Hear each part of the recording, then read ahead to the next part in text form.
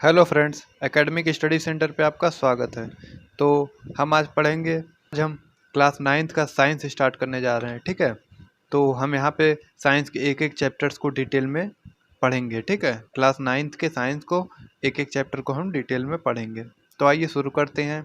Matters in our surroundings, मतलब हमारे आसपास के पदार्थ। तो शुरू करते हैं इसको। अपने चारों ओर नज़र दौड़ाइए, पर हमें विभिन्न प्रकार की वस्तुएं नजर आती हैं जिनका आकार, आकृति और बनावट अलग अलग होता है। इस विश्व में प्रत्येक वस्तुएं जिस सामग्री से बनी होती हैं उसे वैज्ञानिकों ने क्या मान लिया? पदार्थ मान लिया, ठीक है। तो हम जिस वातावरण में रहते हैं, इस विश्व में प्रत्येक वस्तु जिस सामग्री से बनी होती है उसे वैज्ञानिकों ने क्या मान लिया? पदार्थ मान लिया, ठीक है। जो हमारे विश्व है, जो हम रहते हैं, हमारे आसपास की सारी वस्तुएं क्या आ गई? पदार्थ। पदार्थ मीन्स मैटर, ठीक है। तो हम जहाँ रहते हैं तो हमारी आसपास की सारी वस्तुएं क्या हो गई? पदार्थ हो गई, ठीक है। तो जिस हवा में हम सांस लेते हैं, जो भोजन हम खाते हैं, पत्थर, बादल, पेड़ पौधे, यहाँ तक कि पानी की एक बूंद या रेत की एक कण, ये सभी क्या है? पदार्थ हैं, ठीक है। ध्यान देने योग्य बात यह भी है कि ऊपर लिखी सभी वस्तुओं में द्रव्यमान होता है और कुछ ये स्थान घेरती हैं, ठीक है। तो पदार्थ, यहाँ से आप देख सकते हैं कि पदार्थ हमारा क्या होता है? हमारे आसपास पाई जाने वाली सभी वस्तुएं क्या होती हैं? पदार्थ होती हैं। और ये पदार्थ क्या होते हैं? इसमें कुछ ना कुछ द्रव्यमान होता है और ये क्या करती हैं? स्थान घेरती हैं, ठीक है। मीन्स इसमें क्या होता है? आयतन होता है। तो पदार्थ हमारी ऐसी वस्तुएं होती हैं जो द्रव्यमान जिसमें होता है और जो हमारे आसपास क्या होती हैं? पाई जाती हैं, और इनमें क्या होता है? ये स्थान घेरती हैं, ठीक है। मीन्स क्या होता है? इसका आयतन होता है, ठीक है। प्राचीन काल से ही मनुष्य अपने आसपास को समझने का प्रयास करता रहा है। भारत के प्राचीन दार्शनिकों ने को 5 मूल तत्वों में वर्गीकृत किया, जिसे क्या कहा गया? पंचतत्व। पंचतत्व मतलब 5 हमारे क्या हैं? मूल तत्व, जिन्हें हमने क्या कहा? पंचतत्व कहा। तो ये पंचतत्व कौन कौन से हैं? वायु, अग्नि, पृथ्वी, जल और आकाश, ये हमारे क्या है? पंचतत्व हैं, ठीक है। हमारे प्राचीन वैज्ञानिक दार्शनिकों ने क्या कहा था? पदार्थ को 5 मूल तत्वों में विभाजित किया था, चाहे वो सजीव हो या निर्जीव। तो यहाँ पे आपको दिया हुआ है, आधुनिक वैज्ञानिकों ने पदार्थ को भौतिक गुणधर्म एवं रासायनिक प्रकृति के आधार पे 2 प्रकारों में क्या किया है? वर्गीकृत किया है, ठीक है। तो जो हमारे आधुनिक वैज्ञानिक थे उन्होंने क्या किया? पदार्थ को 2 भागों में वर्गीकृत किया है। पदार्थ का भौतिक स्वरूप। पदार्थ का हमारे भौतिक स्वरूप कैसा होता है? पदार्थ जो हमारा है कणों से मिलकर बना होता है। बहुत समय तक पदार्थ की प्रकृति के बारे में 2 विचारधाराएं प्रचलित थी। एक विचारधारा का यह मानना था कि पदार्थ लकड़ी के टुकड़े की तरह सतत होते हैं, परंतु अन्य विचारधारा का यह मानना था कि पदार्थ रेत की तरह के कणों से मिलकर बने होते हैं, ठीक है। तो हमारे पदार्थ क्या होते हैं? इसमें 2 विचारधाराएं थी। एक क्या थी कि हमारे पदार्थ जो होते हैं ये लकड़ी की तरह सतत होते हैं। एक क्या थी कि हमारे पदार्थ छोटे छोटे पार्टिकल्स से मिलकर बने होते हैं, ठीक है। तो आपको यहाँ पे एक प्रयोग दिया गया है, जब आप उस प्रयोग को करेंगे तो आपको क्या निष्कर्ष मिलेगा, ठीक है। यह प्रयोग दर्शाता है कि पोटेशियम परमैंगनेट के बहुत थोड़े से क्रिस्टलों से पानी की बहुत अधिक मात्रा 1000 लीटर भी रंगीन हो जाती है, ठीक है। अगर हम थोड़ा सा भी पोटेशियम क्या करें? 1000 लीटर पानी में डाल दें तो हमारा पानी क्या हो जाता है? रंगीन हो जाता है, ठीक है। इससे हम यह निष्कर्ष निकालते हैं कि पोटेशियम परमैंगनेट के केवल एक क्रिस्टल में कई सूक्ष्म कण होते हैं। ये कण छोटे छोटे कणों में क्या हो जाते हैं? विभाजित होते रहते हैं। तो जो हमारा पदार्थ होता है, जो हमारा पोटेशियम होता है, पोटेशियम परमैंगनेट केवल एक क्रिस्टल के कई सूक्ष्म कण होंगे, ठीक है। पोटेशियम के एक क्रिस्टल में कई कई कण होंगे, ठीक है। जैसे ये हमारा एक पोटेशियम का क्रिस्टल है, इसमें क्या होंगे? छोटे छोटे कई कण होंगे। ये कण छोटे छोटे कणों में क्या होते रहते हैं? विभाजित होते रहते हैं, ठीक है। जैसे कि हम देखते हैं पोटेशियम परमैंगनेट हो गया, 2 ml की डिटॉल से भी हम क्रियाकलाप कर सकते हैं। अगर आपके पास पोटेशियम परमैंगनेट नहीं अवेलेबल है तो आप पानी में क्या डाल दीजिएगा? 2 ml डिटॉल, ठीक है। तो लगातार तनुकृत होने पर भी उसकी महक क्या होती है? हमें मिलती रहती है। तो मीन्स क्या होता है कि हमारा जो डिटॉल का छोटे छोटे पार्टिकल्स होते हैं वो क्या होते हैं? हमारे जल में उपस्थित रहते हैं, इसीलिए क्या होता है? डिटॉल की महक हमें मिलती रहती है। पदार्थ के कण बहुत छोटे छोटे होते हैं, इतने छोटे कि हम कल्पना भी नहीं कर सकते। तो जो हमारा पदार्थ होता है वो बहुत छोटे छोटे कणों से मिलकर बना होता है, इतने छोटे कि हम उसकी कल्पना भी नहीं कर सकते। पदार्थ के गुणों पदार्थ के कणों के अभिलाक्षणिक गुण। पदार्थ के कणों के अभिलाक्षणिक गुण में दूसरा क्या है? पदार्थ के कणों के बीच क्या होता है? रिक्त स्थान होता है, ठीक है। नमक, शर्करा, डेटॉल या पोटेशियम परमैंगनेट के कण समान रूप से पानी में वितरित हो गए। इस प्रकार जब हम कॉफ़ी, चाय, नींबू पानी बनाते हैं तो एक पदार्थ के कण दूसरे पदार्थ के कणों में रिक्त स्थान में समावेशित हो जाते हैं। यह दर्शाता है कि पदार्थ के कणों के बीच क्या होता है, पर्याप्त रिक्त स्थान होता है। जैसे कि ये हमारा मान लीजिए कोई पदार्थ है और ये उसके कण है, ठीक है। तो इन कणों के बीच क्या होता है, इन कणों के बीच गैप होता है। जैसे कि ये गैप हो गए, ये गैप हो गए, ठीक है। जैसे कि ये हमारा क्या है, पदार्थ है, तो इनके बीच क्या होगा, इनके बीच रिक्त स्थान होगा, इनके कणों के बीच, ठीक है। पदार्थ के कण निरंतर गतिशील होते हैं, ठीक है। जो हमारा पदार्थ होता है उसके कण क्या होते हैं, निरंतर गतिशील होते हैं। तो जो आपको ऊपर प्रयोग दिया गया है, जब वो आप करेंगे तो आपको क्या निष्कर्ष मिलेगा, पदार्थ के कण निरंतर गतिशील होते हैं। अर्थात उनमें क्या होती है, गतिज ऊर्जा होती है।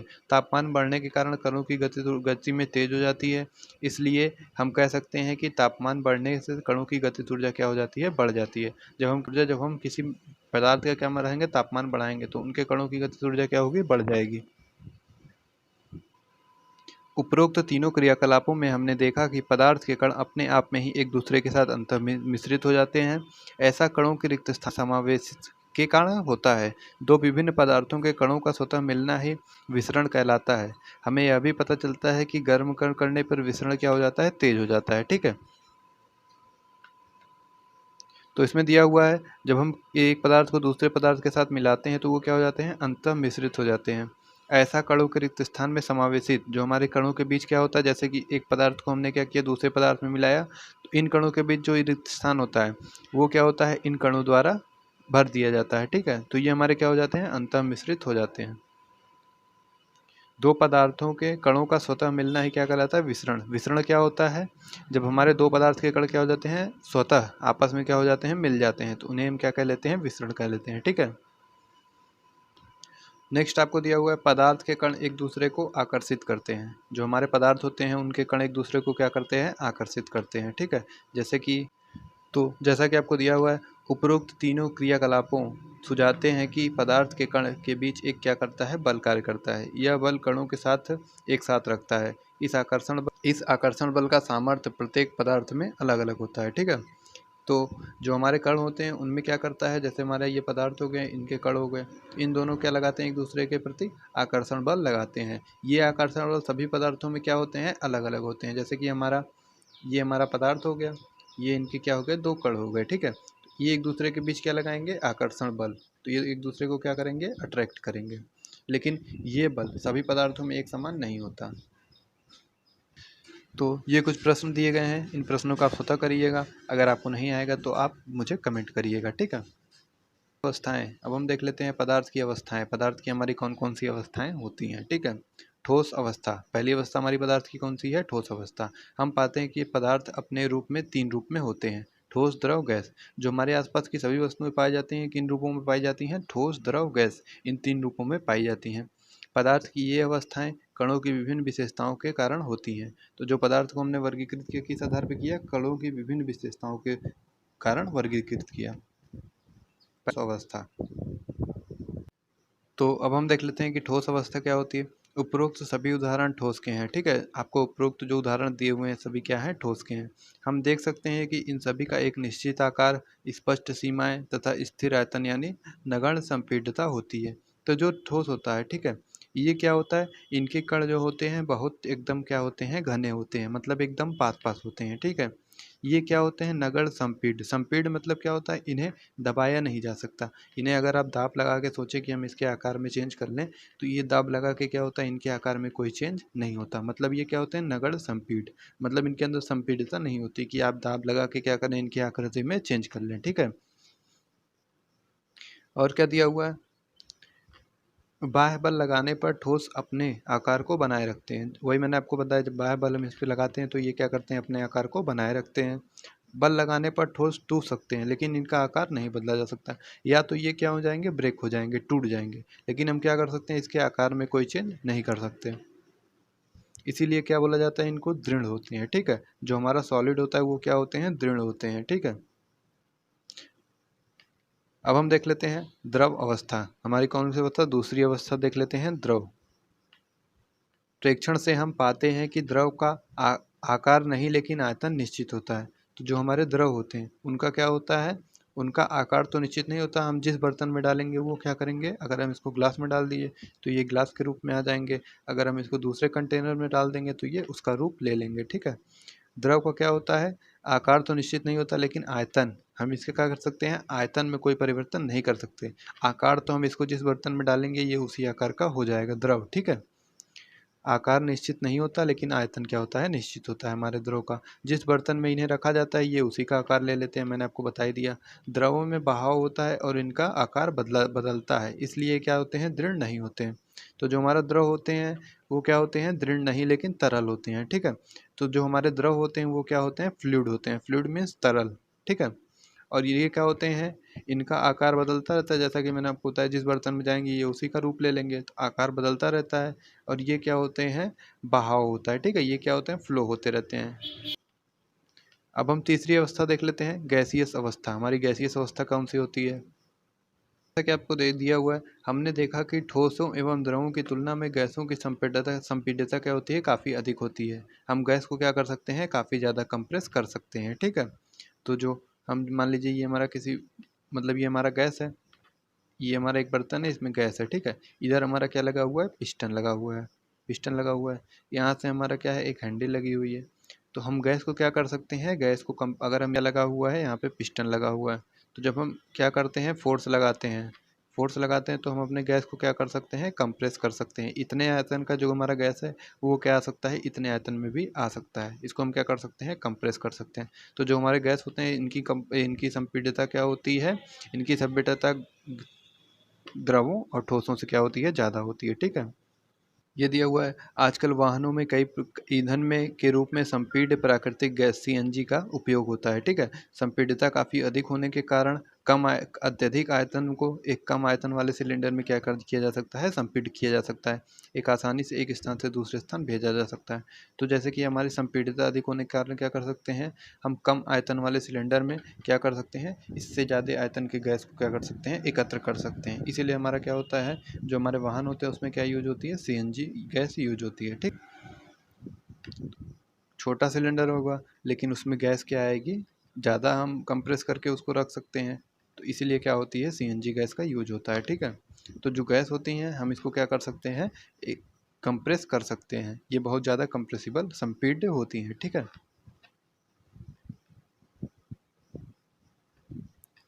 तो ये आपको दिया गया है, हमारे ठोस क्या होते हैं, मैंने जैसा कि आपको बताया, ठोस के देखिए जो कण होते हैं वो क्या होते हैं, एकदम पास पास होते हैं। ठोस का हमारा स्ट्रक्चर क्या होता है, ऐसा होता है। ये क्या होते हैं, एकदम घने, इनके कण क्या होते हैं, एकदम आस पास पास। द्रव में देख लीजिए, जब हम द्रव को देखते हैं सूक्ष्मदर्शी से तो हमें क्या मिलता है, इसके कणों के बीच जो गैप होता है वो क्या होता है, ठोस से ज़्यादा होता है, ठीक है। जैसा कि आप देख पा रहे होंगे जो इनके कण है वो क्या है, दूर दूर हैं, और ये ठोस के क्या है, एकदम पास पास। और जो हमारे गैस हैं इनके कण क्या होते हैं, एकदम दूर दूर होते हैं। सबसे ज़्यादा जो कणों के बीच गैप होता है वो किस में होता है, गैस में होता है। हमारे द्रव में उससे कम होता है, और जो हमारे ठोस होते हैं उसमें क्या होता है, एकदम पास पास हमारे कण होते हैं। अब आपको दिया हुआ है, क्या पदार्थ अपनी अवस्था को बदल सकता है। अगर हमारा ठोस है, अगर ठोस पदार्थ है तो क्या वो द्रव में बदल सकता है, और द्रव है तो क्या वो गैस में बदल सकता है, ये आपको दिया हुआ है, ठीक है। पहला ठोस, तो ठोस जल क्या होता है, बर्फ होता है। द्रव जैसे जल, ये हमारा क्या हो गया, द्रव हो गया। गैस जैसे जलवाष्प, भाप को हम क्या कहते हैं, जलवाष्प। ये हमारे क्या है, जल के तीन रूप, ठोस में बर्फ, और जब द्रव रहेगा तो जल, और जब गैस बनेगा तो जलवाष्प, ठीक है। तो आपको दिया हुआ है तापमान परिवर्तन का प्रभाव, जब हम किसी पदार्थ के ताप में परिवर्तन करते हैं तो क्या होता है। तो ये आपको दिया हुआ है, ठोस के तापमान को बढ़ाने पर उनके कणों के बीच गतिज ऊर्जा क्या होती है, बढ़ जाती है। गतिज ऊर्जा में वृद्धि होने के कारण अत्यधिक तेजी से कंपन करने लगते हैं। उष्मा के प्रदत्त की गई ऊर्जा कणों के आकर्षण बल को क्या कर लेती है, पार कर लेती है। इस कारण कण अपने नियत स्थान को छोड़ के अधिक स्वतंत्र होकर गति करने लगते हैं। ऐसी अवस्था आ जाती है जब हमारा ठोस पिघल कर क्या होता है, द्रव में परिवर्तित हो जाता है। ये तो आपका ठोस है, ठीक है। इसको हमने क्या दी, नीचे से ऊर्जा दी, मतलब उष्मा दी, ठीक है। तो ये आपका स्टैंड है, ये थर्मामीटर है टेम्परेचर का मेज़र करने के लिए, कांच की एक छड़ी है, बीकर है, बर्फ़ है, बर्नर है, ठीक है। बर्नर से हम क्या करते हैं, उष्मा देते हैं। तो जब हमने क्या किया, अपने इसको ठोस को उष्मा दी, तो इसमें क्या होता है, इन कणों के बीच जो होता है आकर्षण बल लगता रहता है। लेकिन जब हम जैसे कि उसको उसका तापमान क्या होता है बढ़ा रहे हैं, तो हम इसको क्या दे रहे हैं, उष्मा दे रहे हैं। तो उष्मा देने पे क्या होता है, इसका तापमान क्या होता है, बढ़ता रहता है। जब तापमान हमारा क्या होता है, बढ़ता रहता है, टी हमारा टेम्परेचर क्या होता है, इंक्रीज करता है, तो जो कण होते हैं इनके बीच जो ऊर्जा होती है, ठीक है, आकर्षण बल जो होता है, ये आकर्षण बल क्या होता है, कम होता रहता है, ठीक है। तो ये आकर्षण बल कम होता रहता है, मतलब पदार्थ जब हम तापमान देते हैं किसी पदार्थ को, तो इनके कण क्या होते हैं, दूर दूर होने लगते हैं। जैसे कि हमारा ठोस है तो उनके कण क्या होंगे, दूर दूर होने लगेंगे, ठीक है।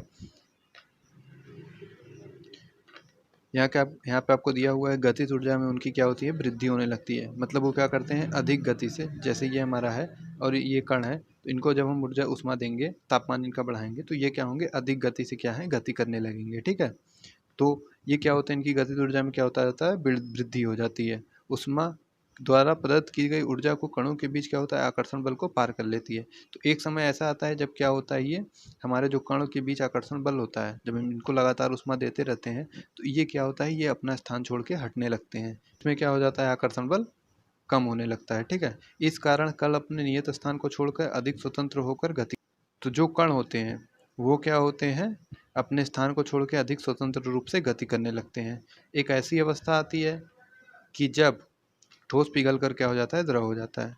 तो जब हमारे ये मान लीजिए कण है, हमने इनको लगातार उष्मा दी, तो ये क्या हो जाएंगे, ठोस जो हमारे थे, जब हमने इनको तापमान दिया तो पिघल कर ये किस रूप में आ गए, द्रव रूप में आ गए, ठीक है। जब इनको लगातार जब हम इनको लगातार इसका तापमान बढ़ाते रहे, तो ये किस रूप में आ गया, जल रूप में, ठीक है। ये आपको जल दिया हुआ है। ये किस कारण हुआ, जब हम इसको जितना इसको तापमान दे रहे थे, इनके कणों के बीच क्या हो रहा था, गैप बढ़ता जा रहा था। मतलब इनके कणों के बीच जो आकर्षण बल था वो कम होता जा रहा था, तो इन कणों के बीच क्या हो रहा था, गैप बढ़ता जा रहा था, जिसके कारण ये क्या हुए, ठोस से जो हमारे थे द्रव में परिवर्तित हो गए। इसी ठोस का गलनांक, जो हमारा ठोस होता है जब वो गलने लगता है, मीन्स क्या है, द्रव के रूप में परिवर्तित होने लगता है, किस टेम्परेचर पर वो द्रव रूप में परिवर्तित होने लगता है, उसे उसका क्या कहते हैं, गलनांक। न्यूनतम तापमान पर ठोस पिघलकर द्रव बन जाता है, वो उसका क्या कहलाता है, गलनांक। जिस न्यूनतम तापमान पर हमारा ठोस क्या होता है, पिघलने लगता है, उसे हम क्या कहते हैं, उसका गलनांक। जैसे कि ये बर्फ था, ठीक है, हमने इसको क्या किया, ये मान लीजिए -10 डिग्री सेल्सियस पे है, इसको हमने क्या किया, इसको हमने जलाया, यहाँ पे बर्नर लगा दिया, तो हमने क्या किया, इसको उष्मा दी, तो ये कितने पे आ गया, 0 डिग्री सेल्सियस, और ये किस फॉर्म में आ गया, जल के रूप में, ठीक है। इसका तापमान कितना हो गया, 0 डिग्री सेल्सियस।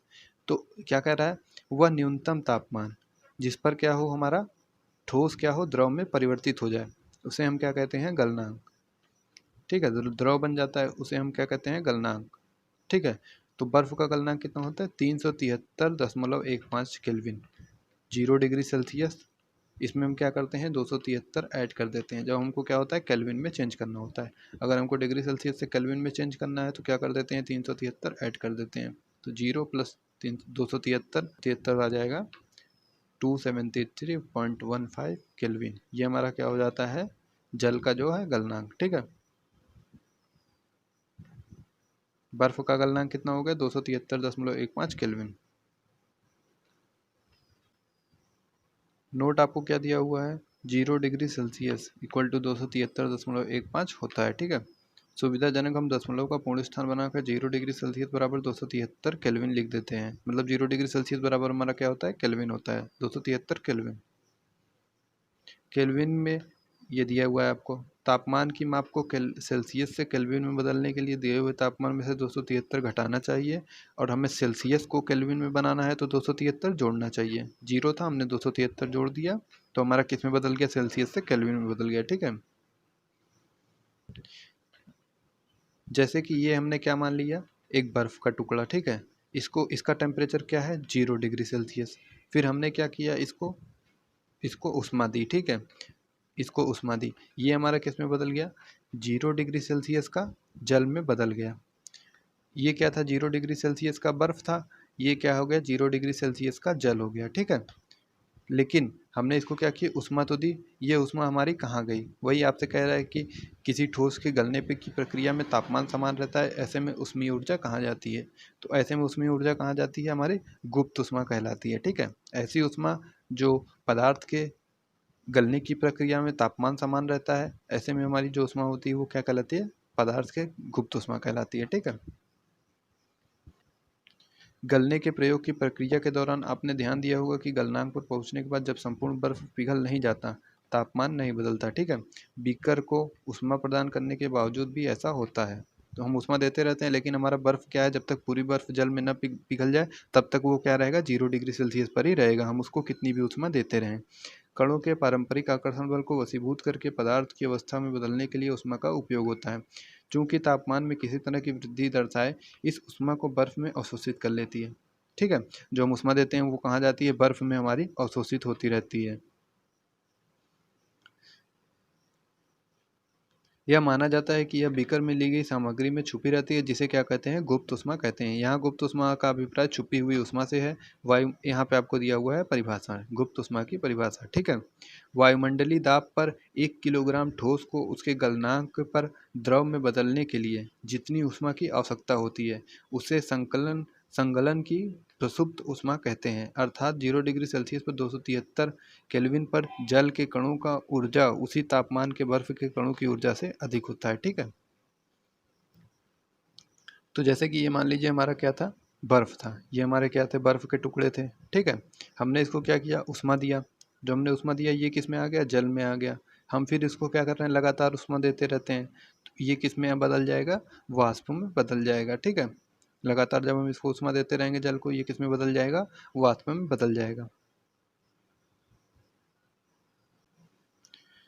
तो जैसा कि आपको दिया हुआ है, ठोस अवस्था हमने क्या किया, उष्मा दी, तो किस में बदला, द्रव में। फिर किस में बदल गया, जब हमने द्रव को उष्मा दी तो गैस में। ठीक है, फिर हम शीतलता, गैस को जब हम ठंडा करेंगे तो क्या बन जाएगा, द्रव बनेगा। फिर जब हम द्रव को ठंडा करेंगे तो ठोस अवस्था बन जाएगी। ये आपने देखा भी होगा, जब हम द्रव को ठंडा करते हैं तो क्या बन जाता है, बर्फ बन जाता है, मतलब ठोस अवस्था में आ जाता है। ठीक है, तो कुछ पदार्थ हमारे ऐसे होते हैं जो क्या होते हैं, सीधे क्या होते हैं, ठोस से गैस में बदल जाते हैं। वो क्या होते हैं, द्रव अवस्था में परिवर्तित नहीं होते, सीधे क्या होते हैं, ठोस से क्या होता है, गैस अवस्था में परिवर्तित हो जाते हैं। ऐसे पदार्थ हमारे कौन से हैं, अमोनियम क्लोराइड का ऊर्ध्वपातन। तो सीधे ठोस से, सॉलिड से सीधे गैस में बदलने की प्रक्रिया को हम क्या कहते हैं, ऊर्ध्वपातन कहते हैं। जो हमारे सीधे ठोस क्या हो जाए, द्रव में परिवर्तित हुए बिना क्या हो जाए, गैस में परिवर्तित हो जाए, तो हम उन्हें क्या कहते हैं, ऊर्ध्वपातन कहते हैं। ठीक है, तो क्या था, ये हमारा ठोस अमोनियम क्लोराइड था, इसको हमने क्या किया, उष्मा दिया। तो जब हमने उष्मा दिया तो क्या बन गया, ये वाष्प में परिवर्तित हो गया बिना द्रव में परिवर्तित हुए। तो अमोनियम क्लोराइड हमारा क्या है, ऐसा पदार्थ है जिसका क्या होता है, ऊर्ध्वपातन होता है। ये ठोस से बिना द्रव में परिवर्तित हुए क्या होता है, गैस में परिवर्तित हो जाता है। तो यहाँ पे आपको दिया हुआ है, जब हम जल को उष्मा देते हैं, ठीक है, तो ये क्या होता है, जल के कण जो है अधिक तेजी से गति करने लगते हैं। ठोस को हमने दिया तो ठोस के कण अधिक तेजी से गति करने लगे। फिर जब हमने द्रव को क्या दिया, उष्मा दी, तो ये इसका कण भी क्या हुए, अधिक तेजी से जो है गति करने लगे। ठीक है, वे कण परस्पर आकर्षण बल को तोड़कर क्या हो जाते हैं, स्वतंत्र हो जाते हैं। इस ताप पर गैस हमारा, द्रव हमारा क्या होता है, गैस में बदलने लगता है। तो वायुमंडलीय दाब पर वह तापमान जिस पर द्रव उबलने लगता है, उसे उसका क्या कहते हैं, क्वथनांक कहते हैं। गलनांक मैंने आपको बताया, जिस पर क्या होते हैं, द्रव क्या होता है, पिघलने लगता है। ठोस हमारा क्या होता है, पिघलने लगता है, उसे हम क्या कहते हैं, उसे हम कहते हैं गलनांक। क्वथनांक क्या होता है, वायुमंडलीय दाब पर वह तापमान जिस पर हमारा द्रव क्या होता है, उबलने लगता है, इसे हम क्या कहते हैं, क्वथनांक कहते हैं। तो जल का क्वथनांक कितना होता है, 100 डिग्री सेल्सियस। यह क्या होता है, 373 केल्विन। ठीक है, ये क्या होता है, जल का क्वथनांक होता है। ठीक है, द्रव के सभी कणों को इतनी ऊर्जा मिल जाती है कि वो क्या हो जाते हैं, वाष्प मीन्स गैस में परिवर्तित हो जाते हैं। 100 डिग्री सेल्सियस पर जो होता है हमारा द्रव, तो उसमें क्या होते हैं, उसको इतनी ऊर्जा मिल जाती है कि वो क्या हो जाते हैं, वाष्प अर्थात गैस में परिवर्तित हो जाते हैं। कहते हैं, किसी ठोस को द्रव अवस्था में परिवर्तित हुए बिना ठोस अवस्था में सीधे गैस में अवस्था में बदलने की प्रक्रिया को क्या कहते हैं, ऊर्ध्वपातन कहते हैं। गैस से सीधे ठोस बनने की प्रक्रिया को निक्षेपण कहते हैं। ठोस हमारा क्या हुआ, सीधे क्या बन गया, ये ठोस था, सीधे क्या बन गया, गैस बन गया। ठीक है, इसको हमने क्या कहा, ऊर्ध्वपातन कहा। जब हमारा गैस से ठोस बनेगा सीधे, इसे हम क्या कहेंगे, इसे हम क्या कहेंगे, निक्षेपण कहते हैं। ठीक है। दाब परिवर्तन का प्रभाव, अब देख लेते हैं दाब परिवर्तन का क्या प्रभाव। हम जानते हैं कि घटकों के बीच की दूरी में अंतर होने के कारण पदार्थों की विभिन्न अवस्थाओं में अंतर होता है। किसी सिलेंडर में भरी गैस पर दाब लगाने पर, संपीड़न करने पर क्या होता है, क्या इसके कणों, जैसा कि आप जानते हैं हमारे जो गैस होते हैं क्या होते हैं, संपीड्य होते हैं। हम इन्हें क्या कर सकते हैं, कंप्रेस मीन्स दबा सकते हैं, दाब लगा सकते हैं, दाब लगा के इसकी आकार में चेंज कर सकते हैं। तो जो हमारा पिस्टन है, तो हमने क्या किया, पिस्टन से क्या लगाया, दाब लगाया। ठीक है। तो ये हमारा जो गैस इतने इतने एरिया में था, वो कितने एरिया में आ गया, इतने एरिया में आ गया। फिर हमने और दाब लगाया, तो जब और दाब लगाया तो हमारा क्या हुआ, एकदम थोड़े से स्पेस में जो हमारा गैस था वो कंप्रेस हो गया। ठीक है। दाब बढ़ाने पर पदार्थ के कणों को समीप लाया जा सकता है। ठीक है। तो जब हम दाब बढ़ाते हैं तो पदार्थ के कणों को क्या होता है, समीप लाया जा सकता है। तो दाब बढ़ाने पर तापमान घटाने से गैस क्या हो जाती है, द्रल जाती है। तो गैस हमारी द्रव में कैसे बदलेगी, दाब अगर हम बढ़ा दें और तापमान क्या करें, घटा दें, तो हमारी गैस गैस किस में बदल जाएगी, द्रव में। एक चीज़ आप यहाँ से नोट कर लीजिएगा, जब हम दाब को बढ़ा दें और तापमान को घटा दें तो हमारी गैस किस में बदल जाएगी, द्रव में। ठीक है। ठोस CO2 के बारे में आपने सुना है, ठोस CO2 जब वायुमंडलीय दाब पर 1 एटमॉस्फेरिक हो तो ठोस हमारा क्या होता है, जब वायुमंडलीय दाब का माप 1 एटमॉस्फेयर हो तो ठोस CO2 द्रव अवस्था में आए बिना सीधे क्या हो जाती है, गैस में परिवर्तित हो जाती है।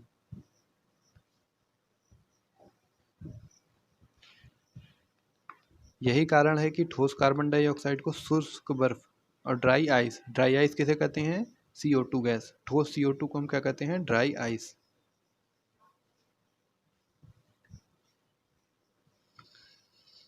तो यहाँ पे आपको दिया हुआ है ठोस हमारा क्या है, ऊर्ध्वपातन के द्वारा किस में बदल जाता है, गैस में बदल जाता है। और जब हम गैस को क्या करते हैं, निक्षेपण करते हैं तो क्या बनता है, ठोस बन जाता है। फिर जब हम ठोस को संलग्न करते हैं तो किस में बदल जाता है, द्रव में बदल जाता है। और जब हमारा द्रव जमता है तो किस में आ जाता है, ठोस में आ जाता है। जब हम द्रव का वाष्पीकरण करते हैं, मीन्स वाष्प मीन्स गैस। ठीक है। तो जब हम द्रव को वाष्पीकृत करते हैं तो किस में बदल जाता है, गैस में। और जब हम गैस का संघनन करते हैं तो किस में आ जाता है, द्रव में परिवर्तित हो जाता है। ठीक है। अब हम देख लेते हैं वाष्पीकरण क्या होता है, वाष्पीकरण क्या होता है, अब हम आइए देख लेते हैं। तो हम जानते हैं कि पदार्थ के कण हमेशा क्या होते हैं, गतिशील होते हैं, वो कभी रुकते नहीं है। एक निश्चित तापमान पर गैस, द्रव, ठोस के कणों में विभिन्न मात्राओं में गतिज ऊर्जा होती है। द्रवों में सतह पर स्थित कणों में कुछ अंश में इतनी गतिज ऊर्जा होती है कि वो एक दूसरे कणों को आकर्षण बल से मुक्त हो जाते हैं। क्वथनांक से कम तापमान पर द्रव के वाष्प में परिवर्तित होने की प्रक्रिया को क्या कहते हैं, वाष्पीकरण कहते हैं। तो जब क्या हो, हमारा द्रव अपने आप क्या हो, स्वतः जो हो गैस में परिवर्तित हो जाए, क्वथनांक से कम ताप पर ही क्या हो, क्वथनांक से कम ताप पर ही क्या हो, वाष्प में परिवर्तित हो जाए, ऐसी हम प्रक्रिया को क्या कहते हैं, वाष्पीकरण कहते हैं। ठीक है। तो जैसे कि आपने द्रव रखा हुआ है, ये द्रव रखा हुआ है, इसको मान लीजिए थोड़ी सी ऊर्जा मिल गई या ऊष्मा मिल गई। ठीक है। ये क्या हो जाए, गैस में परिवर्तित हो जाए। 100 डिग्री सेल्सियस पे तो ये स्वतः ही गैस में परिवर्तित होने लगेगा, लेकिन 100 डिग्री सेल्सियस से कम पर अगर यदि ये क्या हो रहा है, गैस में परिवर्तित हो रहा है, तो इसे हम क्या कहते हैं कि हमारा द्रव का क्या हो रहा है, वाष्पीकरण हो रहा है। ठीक है।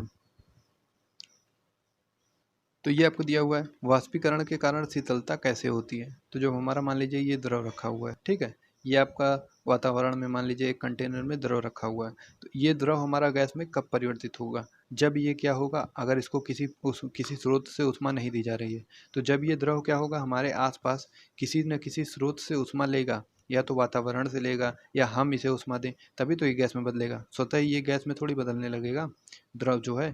तो जब हमारा द्रव क्या हो, ये आसपास की ऊष्मा लेके, जब हम इसको ऊष्मा नहीं दे रहे हैं तो कहीं ना कहीं से तो ये ऊष्मा लेगा, तो ये क्या करता है, वातावरण से ऊष्मा लेने लगता है। तो जो हमारा गैस क्या हो, वातावरण से ऊष्मा लेकर क्या हो, वाष्पीकृत होने लगे, 100 डिग्री सेल्सियस से कम ताप पर ही क्या हो, वाष्पीकृत होने लगे, वाष्प में बदलने लगे। तो जो आसपास वातावरण है उससे क्या लेगा, ऊष्मा लेगा और गैस में बदलने लगेगा। ठीक है। तो आसपास का वातावरण हमारा क्या है, क्योंकि इसने ऊष्मा ले ली, तो जब ऊष्मा ले ली तो ये हमारा क्या हो जाएंगे, आसपास का वातावरण ठंडा हो जाएगा। ठीक है। तो वाष्पीकरण के कारण क्या हो जाती है, शीतलता कैसे होती है। तो खुले हुए बर्तन में रखे द्रव निरंतर वाष्पीकृत होता रहता है। वाष्पीकरण के दौरान कम हुई ऊर्जा को पुनः प्राप्त करने के लिए द्रव के कण अपने आसपास की ऊर्जा को अवशोषित कर लेते हैं। इस तरह आसपास से जो हमारी ऊर्जा अवशोषित होती है उसके कारण क्या हो जाता है, हमारा वातावरण शीतल हो जाता है। ठीक है, तो ये था क्लास 9 के साइंस का पहला चैप्टर। नेक्स्ट वीडियो में हम सेकंड चैप्टर के बारे में डिस्कस करेंगे। Thank you friends, thanks for watching. Like share and subscribe my channel. ठीक है।